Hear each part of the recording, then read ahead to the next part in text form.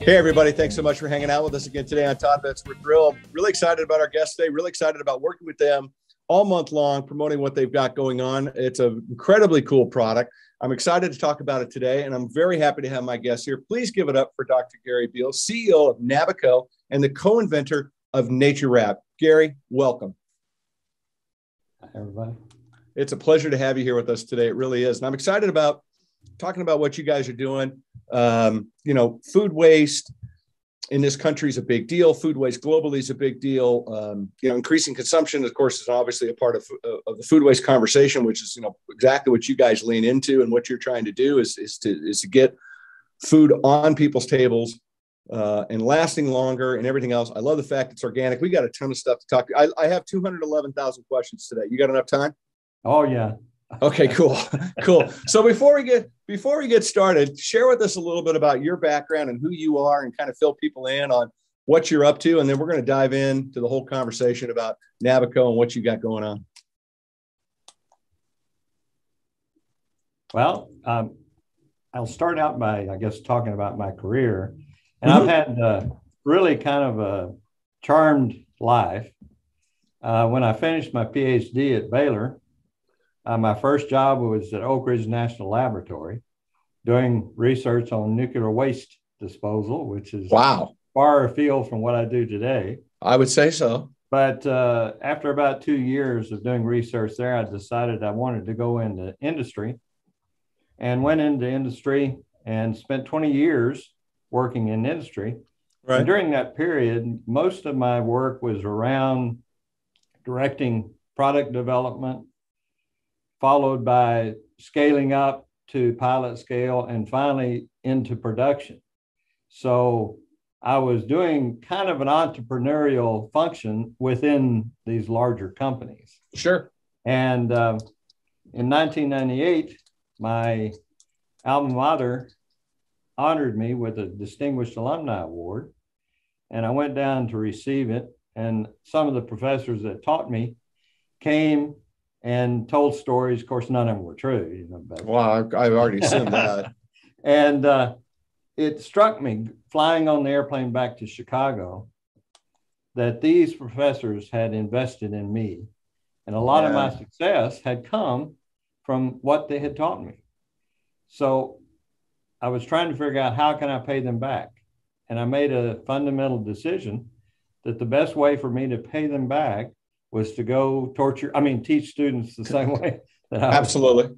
Both ways are fine. So I went in the next week, and at that time I was VP of an $800 million a year company. I went in and turned my resignation in and started looking for an academic position. And of course, they thought I was crazy, and I probably was. Yeah, probably a little bit. But I never regret making that decision. I have really impacted a lot of students' lives. Yeah. So I've taught at Texas State University for 20 years, but it's hard to take the entrepreneur out of a person. So when my students working on a project that I assigned them came up with what led to Naturewrap, it was a natural thing for me to go out and help them start this company. Right. So that's kind of a thumbnail sketch of what I've done. And I've got 48 US patents over that time. So lots of different inventions. So yeah, well, there's one big one that the world should know about. I'm going to bring it up. I mean, I know you probably hate hearing it all the time, but you're the guy that invented clumping cat litter. Yeah. It's funny. A number of years ago, I was chosen as a professor to interact with incoming freshmen. And I have a big congregation. You've got these 5,000 or 6,000 students out here that are entering the university. And they introduced me as the cat litter professor. That's a tad aggressive. That's a tad aggressive. And they all had a laugh about it. But for about 2 or 3 years after that, I'd be walking across campus and they say, "Oh, you're the cat litter guy." Yeah, that's a little, I'd have to admit, I mean, it's a good little bit of a novelty to put out for this conversation, but I think being called the cat litter guy is probably got to get old fast. Yeah, I would think so. I think that's probably gets old quick. At least they didn't call you kitty, or they didn't, meow at you or something, make it worse. Yeah. That's for sure. I love it. Well, I want to talk, obviously, we want to talk about what you're up to, because I think it's a really cool thing. And I think that where you're heading and how you got there and what you guys are trying to do is certainly worthy of people's time and attention. But before we get into it, I think it's important that we talk a little bit in the beginning about food waste, in this country a little bit, and food waste on a global scale. It's a big, big problem. I mean, from the greenhouse gas perspective to everything else. So could you want to elaborate a little bit about that in your mind and how that motivated you forward? Well, when you look at the problem, and I don't think most people understand how big a problem it is. Yeah. If you look in the United States, it's something like $160 billion problem. That's how much is lost each year with the food that goes bad. And in the United States, between 35 and 40% of all the produce that's grown is thrown away because it's gone bad. Yeah. Well, that's a big problem. It's a huge problem. When you've got food insecurity here, even in the United States, and worldwide, the problem's even bigger. They estimate that the problem is at least $1 trillion problem. Yeah, north of a trillion now. I think it's like 1.3 is the number. And you look at that kind of problem, and with the solution we have, we can have a huge impact. Yeah. On not only the bottom line of companies that are involved in the produce business, but we can have a chance to really change food insecurity in the world. Absolutely. And in the process, the greenhouse gas emissions are just enormous. 11%. If it were a country, it would be the third largest producer of greenhouse gases behind China and the US. Yeah. Yeah. No, it's a crazy, and food waste is the number one thing in landfills today. Right. Yeah. It's unbelievable. So I saw a stat, and I share this with you. And I've been saying this a lot on several different broadcasts and bring it up, and I got a baseball here. I caught a foul ball at a ball game and keep it on my desk here. And there was a stat that came out on a report that said the food waste in the United States is equivalent of every single American throwing away 650 apples about the size of a baseball. So that puts it into perspective about what we're talking about. I mean, go to the grocery store and think about what 650 apples look like. That's incredible. Yep. That's incredible. So let's get into what you're doing to solve it, because I think it's worthy. So let's frame up a little bit, if you wouldn't mind. Tell us a little bit about Nabaco and how did it start, and how you woke up one day going, let's do this now. Yeah. So it was interesting. The original project that I put my students to work on was to actually improve the plastic packaging that we use in lots of different packages. Right. And one of our targets was, and I'm sure everybody's familiar with these aluminized bags that potato chips come in, right? Pop-Tarts come in, and it's got an aluminum coating on the plastic, so you can't see the product. Plus, disposing of that plastic is a problem. You can't recycle it. So I wanted to see if we could coat the plastic that's clear with something that would improve the barrier to the extent that it would compete with aluminized mylar. Right. Well, we were successful at that, and ours is a clear plastic. But about that time, I read an article in the Chemical Engineering News about the single-use plastic problem and how big a problem it is worldwide. Yeah. And a problem for our oceans, a problem for our landfills. And so I'm sitting there thinking, well, let's see. The components of Naturewrap, and it wasn't Naturewrap at that time, but our coating, both of them are on the FDA GRAS list, generally recognized as safe for human consumption. Right. So why don't we just eliminate the plastic altogether and put it directly on the fruit? Right. And my advisors kind of laughed at me. Well, that's the worst thing you can do for me, because it'll just make me more determined to do it. Absolutely. So I sent my student off to the grocery store to buy a bunch of fruit and coat it with our coating and see how it performed. And the results of that were just so outstanding that the rest is history. Yeah. So we started Nabaco, and there's a big competition down in Texas, and it's actually a worldwide competition. It's the Rice Business Plan competition. And they actually give away about $1.5 million at the competition. And these are all student teams, so they have to be associated with the university. They have 600 or 700 applicants each year that apply for this, but they only pick 42 to compete. Wow. Well, Nabaco got chosen to compete. And we didn't win the big prize, but we actually came away with $102,000 in cash winnings from that. That was enough for us to launch Nabaco as a company. I love it. And also, the students that were on that team created their own job. So yeah, they now work here at Nabaco. Well, that's what I was going to ask you. I mean, that's really the cool thing is that basically your staff is pretty much your students as well that have gone from being in the classroom to now being a part of the team, which I think is super cool. Yeah. I mean, they've invested in this from the very beginning, which I think, and that's a level of passion that's pretty hard to replace. Right. I mean, that's just it's like a business owner taking that leap of faith, whatever it is. That's that's really neat. So the problem you're solving is kind of twofold. One of which we're working to reduce, greenhouse gases, food going into the landfill, but we're also, working on increasing consumption, which of course is a big theme of what we're talking about all month on our platform. And so it's a huge problem as we have addressed. So, let's talk a little bit about what Naturewrap is and, the coding, if you wouldn't mind, just, kind of what is it? Let's just get to the basics and we'll do that and we'll get deeper into the science afterwards. Sure. So Naturewrap is an edible coating approved by the FDA for human consumption. It has OMRI designation as being organic.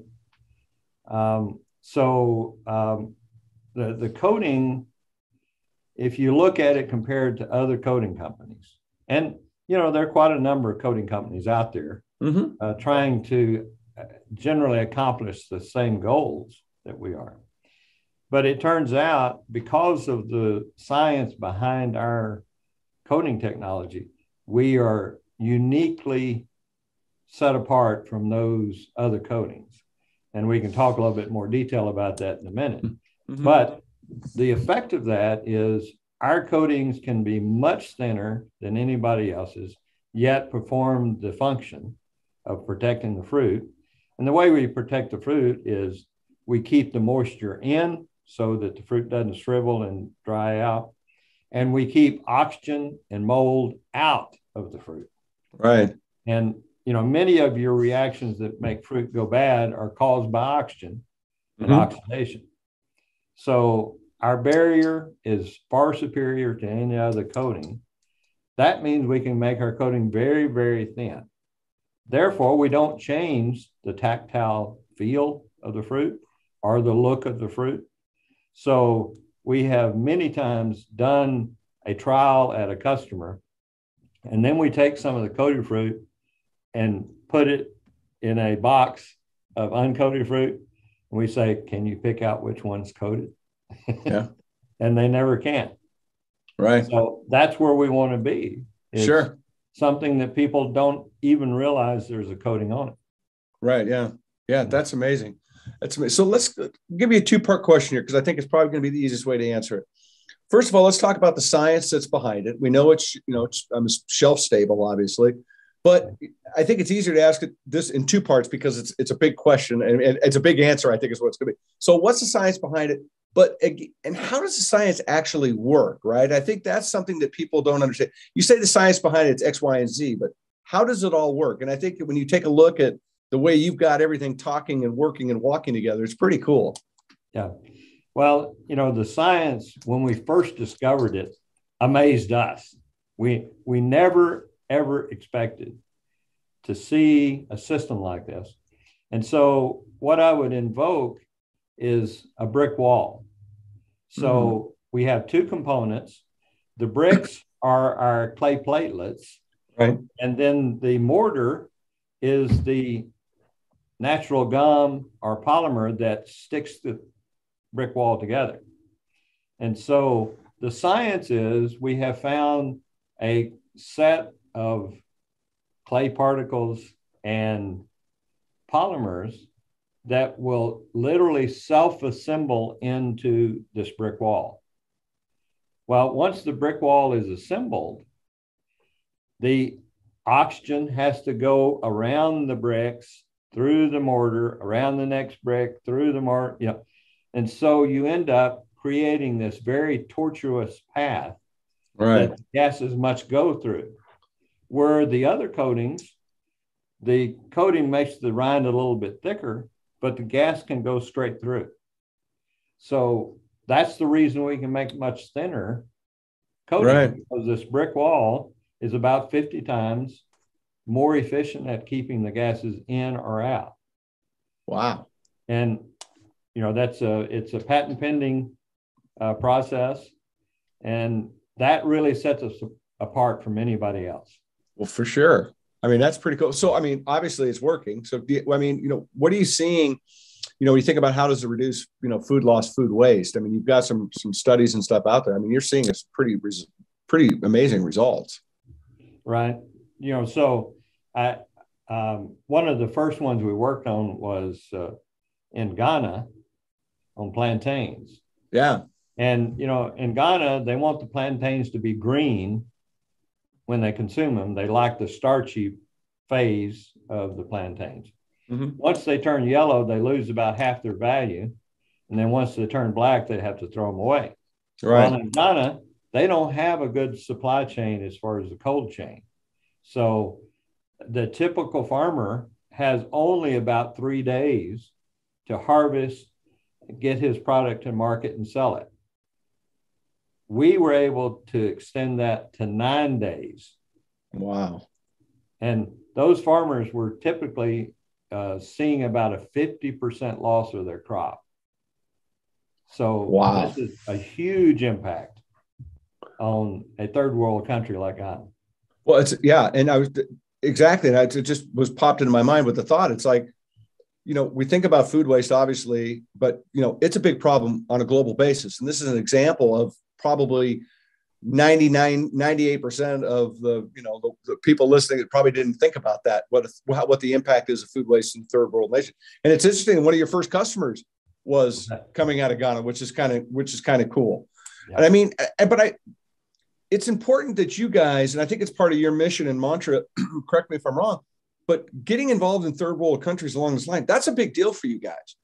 Right? I mean, obviously you want to be in the States and, you know, I get all that, but your vision is much bigger than that. It's not just limited to let's get a fruit guy here or, you know, whatever it is in the United States. Right. It's a global scale. Yeah, absolutely. And we are already doing quite a number of tests throughout the world, in particular, South America, Central America, Africa, Israel. We've got one in India, you know, so we're already becoming a global company.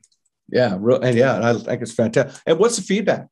I mean, you know, what do you hear? I mean, because the reason I asked that question is I think about a third world country, you know, the extra days that you've given them could be the difference between food, no food, between success and no success. It's a very thin line. It's a very thin margin that these underdeveloped countries deal with, and especially in the produce space. So to be able to uplift them like that, it's got to be it's got to be received. It's got to be very powerful. Yeah, we've had tremendous reception, and, you know, we've taken a slightly different approach than some of the other companies in this space. We are trying to partner with the packers and growers. And then we educate the retailers on what's coming into them. But we don't go to the retailers and have them tell the packers and growers they have to do this. And we've had tremendous reception of that approach because, you know, when you look at produce growers and packers across the world, they many times are family-owned businesses, and they want to have a relationship with their suppliers and providers of services. And so I think we've hit the right nerve in the produce business and the way we're approaching it. And worldwide, everybody we contact, it's not like, well, that might be nice. No, we want to do a trial. And that's significant because that's a commitment of resources on their part to do a trial. Yeah. Well, if they're making that commitment, it's a serious problem that they know they need help on. Yeah, no, yeah, I love it. Something you said, I want to go back to a little bit. I know you're OMRI approved, and so that gets my attention right away, especially you get it in, working with organic product. But, what's the reception when, you start to talk about clay and nanoparticles and polymers? You kind of get into some of these big words that people don't necessarily know what they mean in a lot of ways. They just know it's a big word and it might scare them off a little bit. Are you getting any kind of people freaking out or commenting or anything along those lines?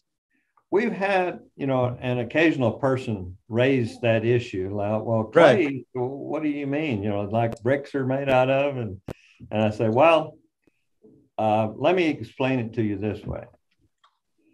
You have been consuming this clay all your life. And in fact, humans been consuming this particular clay for millennia because it's ubiquitous in soil. So anytime you eat salad or anything out of the field, it has traces of this clay on it. And so, most people, after you say that, they, oh, okay, well, what's this polymer thing? And unfortunately, being a chemist, that's a common term to me. Yeah. But a lot of people don't understand what a polymer is. Well, your skin is a polymer, your hair is a polymer. And a lot of the polymers we use are gum extracts from trees or plants. Right. So when you change it from, all right, this is a polymer and it's called gum arabic, for instance. Right. Oh, okay. Well, that's different. So it does take an explanation of what those terms really mean. But when you break it down into the fact that they've been consuming these components for decades, they just didn't know it. Right. Yeah, it's interesting. They were consuming them separately. They weren't in this coating. But right. Yeah. That's amazing. Had, especially when we go through that, we've had almost nobody say, no, this is tough. No, I mean, well, look, the reason I asked the question was that because I'm sure you've been asked the question before, and it's, to me, it was like, okay, well, how do people feel about this? But you're absolutely, but again, what is the wax that's going on other things, right? What are the other things? So, I mean, it's all part, and you actually replace wax in instances. Yeah. Which is very interesting. Yeah. And ours is much less intrusive compared to the wax.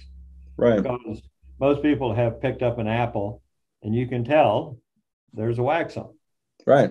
Well, ours doesn't have that tactile feel to it. Right. Yeah. Well, so with that being said, since we're talking about the wax, getting into that whole premise with that, whatever, but how hard is this for growers to use? Right. Because that's always the big thing. Any kind of new idea, the first thing the grower says is like, how is it going to work? What's it going to cost? What's it going to be? It's always a challenge for them because it's not always easy for them to pass that along. Yeah. They don't necessarily always have a receptive audience to doing things that drive a positive cost into food. Right.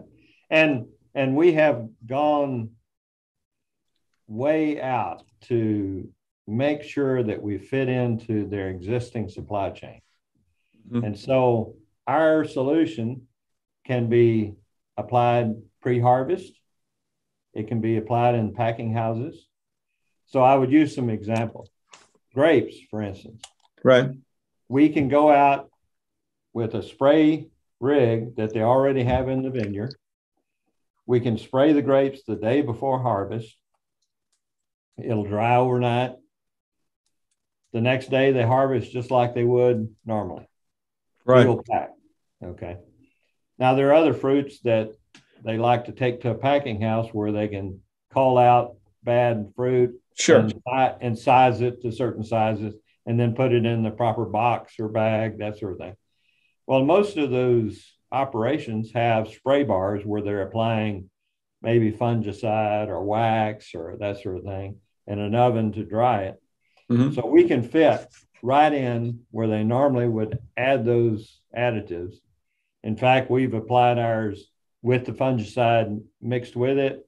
We've applied it in a wax bar, just replacing the wax. So it's very easy to implement our technology, and we will give technical support, but we don't have to operate. Right, well, that's the packers and the growers to be independent, and we'll support them in any way they want, but we make it as easy as possible to adopt.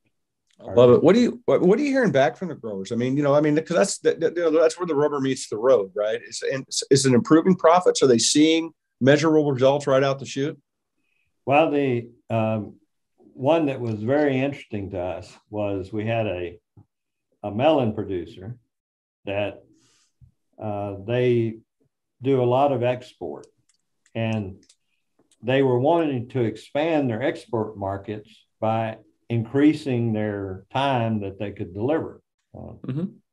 Well, with this supply chain problems that everybody's experiencing, the transit times are getting longer and longer.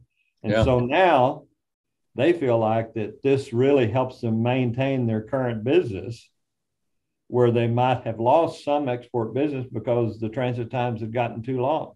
So it's an impact that we hadn't anticipated. Right. Yeah.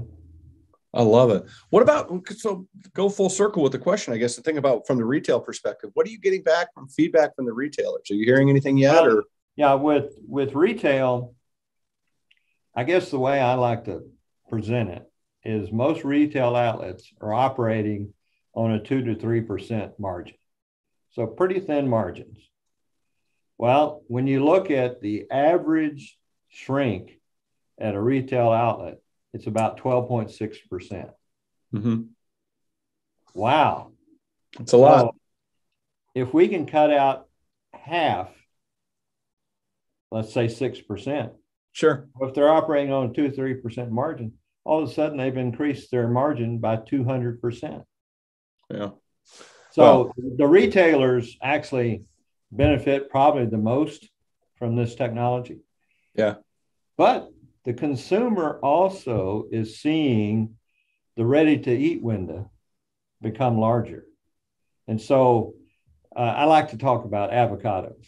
And sure. I know people have gone to the store, they picked up an avocado, they put it in the refrigerator, and a day later or 2 days later, they go and they cut it open and it's brown. It's not really very good. And maybe they can salvage some. Well, we can open that window up instead of 2 days to 5 to 6 days. Right. Well, that's huge, because a lot of the waste is thrown away at home because your timing was off and the stuff goes bad before you use it. Well, yeah. And case in point with an avocado, if an avocado is all the way black, the tendency is it's past, right? I mean, it's still good, but an avocado really is towards the green, a little bit of the green side over the all black to keep that flavor and that profile, and as well as texture, not being so soft and mushy, et cetera. That's really, really interesting. You talked a little bit about some of the trials and the studies, and any kind of new technology comes out like this. One of the first things that you hear from people, well, where are the trials? What are the universities saying? And you coming from a university background, I guarantee that you probably already had that mindset going, well, we know, you know what to do here. This isn't your first rodeo per se.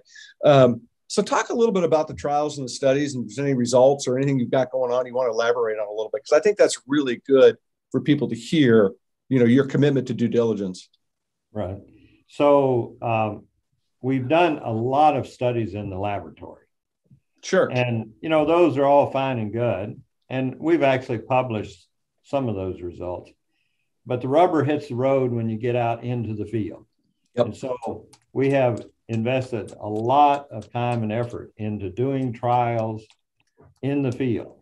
And so many times when you get in the field, you encounter things you don't anticipate. Oh, absolutely. Which is Mother Nature shows up. Yeah. And one of the things that we do as a part of our structure in the company is all of our R&D people that are working on the lab work, we require them to go out in the field to the trials and see firsthand what it takes to process the fruit, the conditions and that sort of thing. That has been a tremendous program for our R&D people. And it really makes them relevant and understanding what's going on out there. But some of the things that we've been a little surprised about is, let's take grapes, for instance. and cherries is another example. The fruit's very important, Mm-hmm. but the stems are also very important. Yeah. So when you go to the store and you want to buy a bunch of grapes, if the stems are all brown and shriveled, you're less likely to be happy about buying it than if you got a nice green, supple stem. Yeah. And it turns out that our product helps on preservation of the stem too. Right. So that was one that we really didn't anticipate when we went out into the field. We also, on pears, we really didn't understand on pears how sensitive they are to scuffing and bruising and that sort of thing. Sure. And so we had a bit of an education to go through to adjust to that, because apples are completely different fruit, as far as its viability and toughness. Right. Sure. So, those are some of the things that out in the field, it's been a great education, because I wasn't really in produce until we made this discovery. But it's been a lot of fun getting out in the field and learning all these things. Well, no doubt. But to see your work in action too, and to see the results. I mean, you can go on the website, which is nabacoinc.com, and check out, the results, the tests, what you're doing, the science, and get that deep dive. And I always say, go look at the science, because there's pictures there, right? Yeah. That helps me along all the time. Pictures are fantastic. And, I would take pears, for instance. One of the things that surprised us is many times before they ship the pear, they will take it into an ethylene chamber, right, to ripen it. But when they do that, they have trouble slowing the ripening down. So they may only have 3 to 4 days to get that pear to the retailer and get it sold before it gets too soft. Right. Well, we were able to extend that from 2 to 3 days to about 5 days. Well, people say, well, it was only 2 more days, but that's a big deal. It is a big deal. If they only have 3 days today, now they have 5 days. Right. Then they're going to have less waste. Well, and to be fair too, it's not so much about where it ends, off the retail shelf, but you go shopping on a Thursday and you buy pears. Maybe nobody's even touched a pear till Saturday, right? Or you buy 4 or 5 pears and you have one on Thursday, and all of a sudden there's one left over the following Tuesday. There's nothing more discouraging than buying 4 of something, and then the last one, is you throw away, and it's like, well, that was a waste. You're frustrated at that. It's food waste. It's a whole 9 yards. So it is a big deal. It's a big deal to the consumer. There's no 2 ways about it. Yeah. So what's next for you guys? I mean, you're kicking clods. You're out there. You're kicking indoors. You're making a wave. You're out, shaking it up a little bit with this new technology that's incredibly impressive. So what's next for you guys, and what's going on for the rest of 2022? Well, one of them that's come on our radar recently is mushrooms, and we're getting great data in the lab. So one of our next steps is to work with one of the big mushroom growers and see what we can do there. And I guess a little bit further down the road, we are working on a paper packaging that can give you all of the great barrier of plastic, but with paper that's recyclable. Well, that's going to be a big hit. And so, that's something coming down the pipe that we're working on right now. That's going to be a big one. I mean, that's going to be something that's going to flip a lot of things on their ears. That's a big problem. You're solving. Well, you guys are, you're solving big problems. I mean, there's no 2 ways about it. That's an interesting one. That one I want to hear about. That one's got to come back on. We got to do another show about that when it's ready to roll, because that is going to be something. Well, look, one of the cool things about this platform is, not only the people that I know and meet and go after to try to come on, but the people that come to me to come on, and I get to just look at brands and get excited about what they are. And you're one of those brands. You're one of those brands. It's like, this is super, super cool. And we were introduced, by a mutual friend, and we're able to kind of connect a little bit. And I got involved and kind of thinking about what you guys are doing. I was like, whoa, wait a minute, man, I got a great idea. Come on my show, because people need to hear this, because it's super powerful. I think it's incredibly commendable to be leaning into this space. Food waste, increasing consumption, the whole 9 yards.